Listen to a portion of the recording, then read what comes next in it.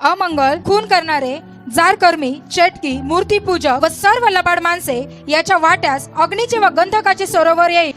याच्यामध्ये एक इतकी, चला मी तर मानेल मूर्तीपूजक तर जातीलच, चेटकी टोणा करणारे जातीलच, पण याच्यात ते ना जे स्टार्टिंगला दोन शब्द आहे ना ते बहुतेक चर्चेसच्या विश्वासणाऱ्यांमध्ये आढळतात, भीती आणि अविश्वास. ते सुद्धा नरकात जातील, ते सुद्धा जे अविश्वास दाखवतात. आणि भीती म्हणजे काय?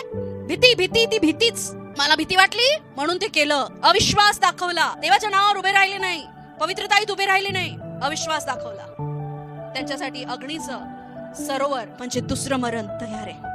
तुम्ही ह्याची काळजी घेत नाही का? सरोवर पण तयार आहे, दुसरं पण पान आहे. जरा अविश्वास, अविश्वास.